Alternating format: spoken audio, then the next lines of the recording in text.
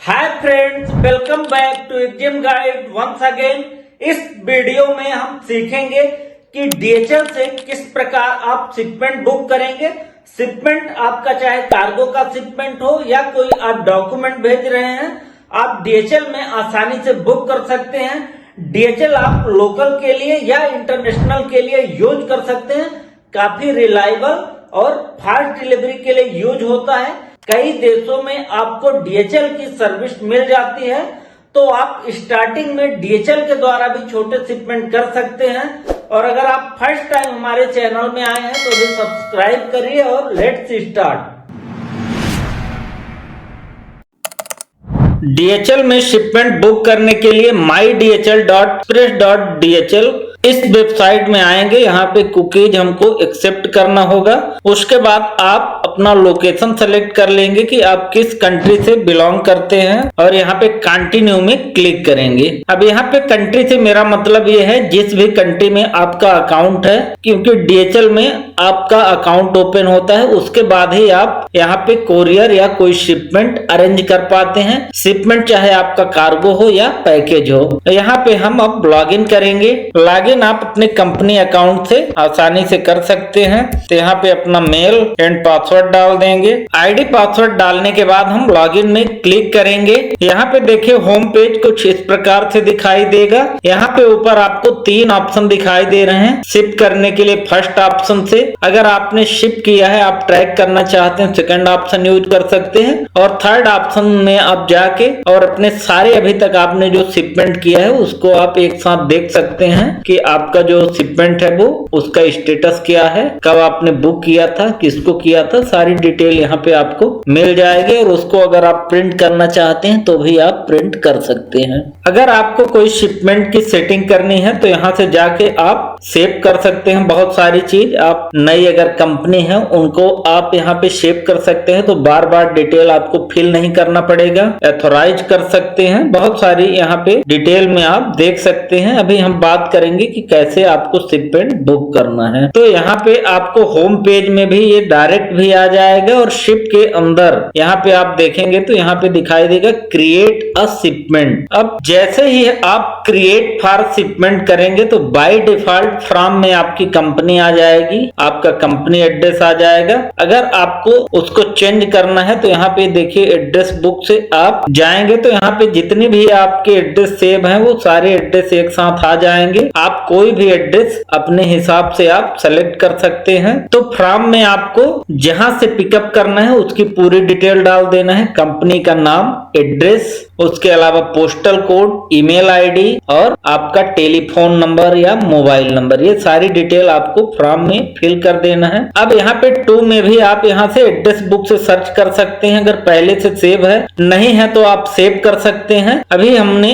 ये सेव करके रखा है तो हमने ये डिटेल डाल दी है। उसका नेम, एड्रेस सब कुछ आ जाएगा। नीचे आप उनका भी यहाँ पे पूरा पिन कोड और आप उनका ईमेल एड्रेस, ये सारी चीज यहाँ पे चेक कर लेंगे। फोन नंबर चेक कर लेंगे किसको डिलीवर करना है। तो बेसिकली आपके पास शिपर और कंसाइनी होना चाहिए। और यहाँ पे हम आपको बता दें डीएचएल से आप लोकल साथ में इंटरनेशनल कहीं भी आप बुक कर सकते हैं। बहुत ही शानदार इसकी सर्विस होती है। उसके बाद हम यहाँ पे फॉर्म 2 डालने के बाद नेक्स्ट करेंगे। अब देखिए यहाँ पे फॉर्म 2 ऊपर आपको इस प्रकार से दिखाई देगा। एडिट करना चाहते हैं तो एडिट कर सकते हैं। अब नीचे यहाँ पे आपसे 2 ऑप्शन पूछा जाएगा कि आपका डॉक्यूमेंट्स है या पैकेज है। कभी कभी हम जब शिपमेंट करते हैं तो बीएल होती है या कोई जरूरी डॉक्यूमेंट होता है, जैसे पैकिंग लिस्ट, इनवॉइस। अगर हमको ओरिजिनल भेजना पड़ता है तो हम एज ए डॉक्यूमेंट भेज सकते हैं। लेकिन अगर आपका कुछ कार्गो है तो यहाँ पे आपको पैकेज सेलेक्ट करना पड़ेगा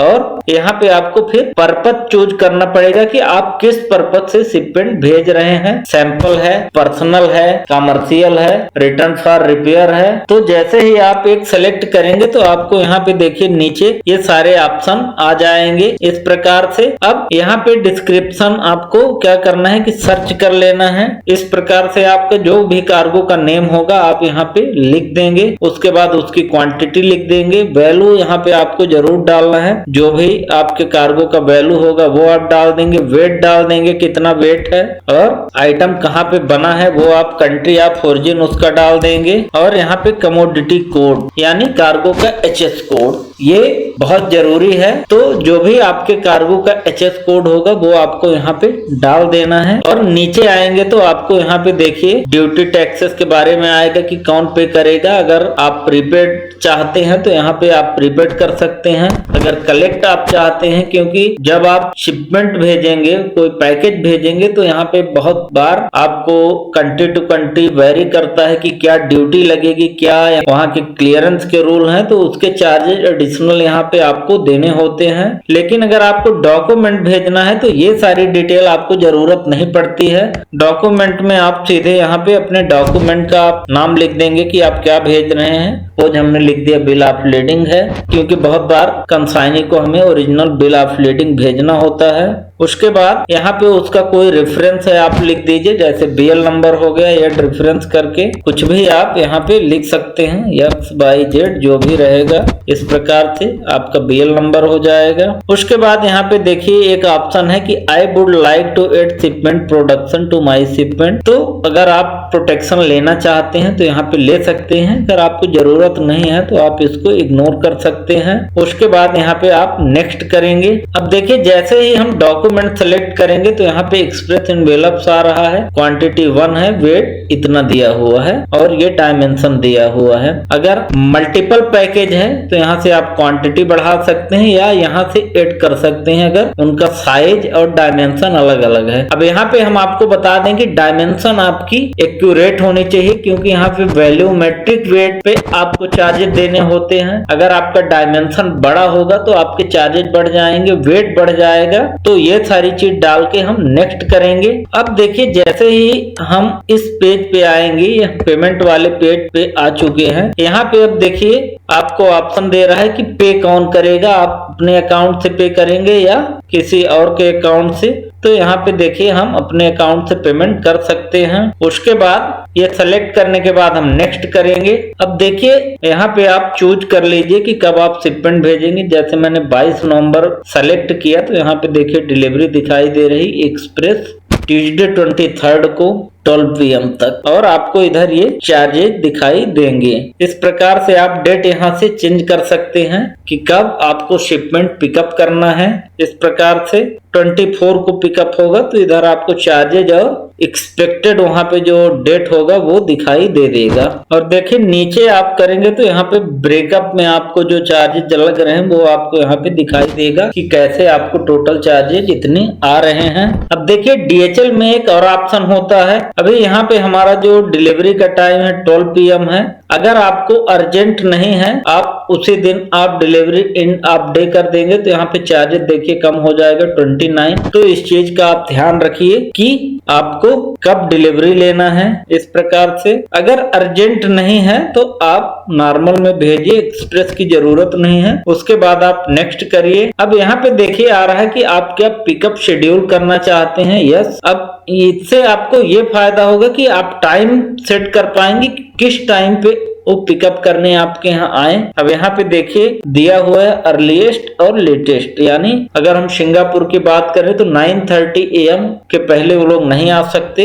अब यहाँ पे ये चीज आप कम ज्यादा कर सकते हैं। तो यहाँ पे इस प्रकार से आप इसको शेड्यूल कर सकते हैं कि आप 9:30 to 11:45 में आप क्या चाहते हैं इसके बीच में पिकअप हो जाए। इनको लगभग 2 घंटे का टाइम चाहिए होता है पिकअप के लिए। तो इस चीज का आप ध्यान रखें। या आप अगर ये नहीं चाहते हैं तो नो कर दीजिए, या अगर आप DHL के ऑफिस में डिलीवरी करना चाहते हैं तो आप यहाँ पे सीधे ये वाला ऑप्शन सेलेक्ट कर सकते हैं। ये तीनों आपके पास ऑप्शन है। अब यहाँ पे आप इधर डाल देंगे कि आपको कहाँ पे कांटेक्ट करना है। अब कोरियर को अगर कुछ इंस्ट्रक्शन है वो आप यहाँ पे लिख दीजिए। इधर आपका पिकअप एड्रेस दिखाई देगा। उसके बाद आप यहाँ पे नेक्स्ट करेंगे। अब यहाँ पे टर्म्स कंडीशन आपको एक्सेप्ट करके और कंटिन्यू करना है, और आपका जो शिपमेंट है बुक हो चुका है। इस प्रकार से आपको कंफर्मेशन आ जाएगा। पिकअप का पूरा डिटेल रहेगा और इसको आप प्रिंट करके आप अपने वहां रख लीजिए। जब पिकअप करने आएंगे तो साथ में आप उनको हैंड ओवर कर सकते हैं। इस प्रकार से हमारा जो शिपमेंट है बुक हो जाएगा, आपको कंफर्मेशन आ जाएगा और ये जो डॉक्यूमेंट है वो हमारे कंप्यूटर में इस प्रकार से सेव हो जाएगा। इसको हम प्रिंट करके और अपने बॉक्स में पेस्ट कर देंगे। ये देखिए शिपमेंट की रिसिप्ट है जिसको आप कस्टमर को भेज सकते हैं। यहाँ पे पूरा इंफॉर्मेशन आपका मिल जाएगा, चार्जेस क्या है, कहाँ से कहाँ शिपमेंट जा रहा है। और यहाँ पे एक चीज मैं आपको कंफर्म कर दूं, अगर आपका जो शिपमेंट है वो कार्गो है यानी डॉक्यूमेंट नहीं है तो वहां पे आपकी एक पैकिंग लिस्ट इनवॉइस बन जाती है। यहाँ पे आपको ऑप्शन मिल जाएगा कि आप क्रिएट करना चाहते हैं, वो क्रिएट करके आप रख लीजिए और साथ में उसको भी प्रिंट कर लीजिए। जब पिकअप करने आएंगे तो आप उसके साथ हैंड ओवर कर सकते हैं। उस पे आपके कार्गो की पूरी डिटेल लिखी होगी, नंबर आप पैकेजेस कितने हैं, कार्गो का वैल्यू क्या है, कंट्री ऑफ ओरिजिन क्या है, एचएस कोड क्या है, शिपर कंसाइनी कौन है, ये सारी चीज वहाँ पे प्रॉपर मेंशन होगी तो आप उसको हैंड ओवर कर सकते हैं। होप अब आप DHL में आसानी से कोई पार्सल बुक कर पाएंगे। किसी भी प्रकार का डाउट है आप नीचे कमेंट करिए एंड मिलते हैं नेक्स्ट वीडियो के साथ। तब तक के लिए गुड बाय।